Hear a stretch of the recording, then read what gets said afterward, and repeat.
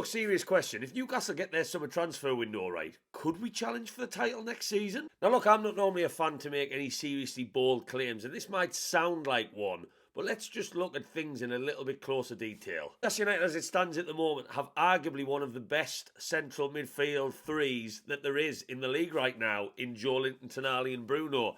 They have such a mix of athleticism, dynamism, creativity, great passing ability, and just great legs. We have a striker that the whole of European football is slavering over at the moment, and a one that Arsenal and Liverpool fans and even Man United fans, ridiculous I know, will not shut up about. He's already scored 20 plus goals and he's missed a lot of chances as well. It could have been 30 plus.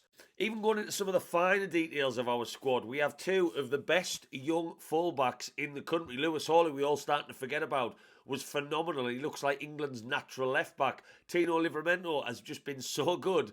Not even in his most comfortable position at left back, and they're so young and they've got the best years ahead of them. And look, Newcastle have already won a trophy, so we've got that monkey off our back. We've actually got a taste finally for winning and success. But look at the last 26 matches, 20 wins. So we are in a habit of winning matches we should win, but winning and playing football and beating teams consistently. I'm looking at the teams going into next season who could be up there and who could rival us in that if this was to hypothetically happen. Arsenal, where we know they need a striker, will they get a one that sets them alight? I don't know, but I'm still not too convinced on Mikel Arteta.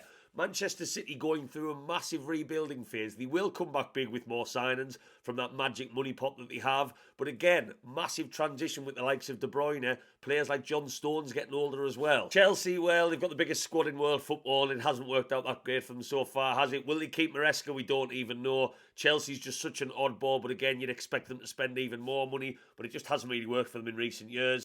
Aston Villa, well, their spending's got to stop. Their wage bill must be ginormous after who they brought in January. Is Ollie Watkins going to go out the door? Again, that'll be another summer of transition for them. But you'd expect them to be up there and thereabouts. And of course, that leaves the newest champions, Liverpool, right at the top there. Well, look, Liverpool, very, very good side. They didn't spend a penny in the summer, and I fully respect what Arne Slot's done.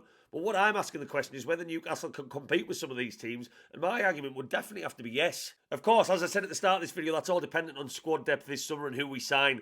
It's been talked about a right-sided centre-back, a right midfielder, and potentially a striker as well. I think we need a bit more than that with European football. And of course, how we do in the league will be dependent on that European campaign. You do need a big squad to compete in all. And don't forget injuries as well. You never know who is going to be out. Players like Alexander Isak have got a bit of a track record of it. I'm just asking the question. Newcastle United are flying. We've got some of the best players in European football in good positions.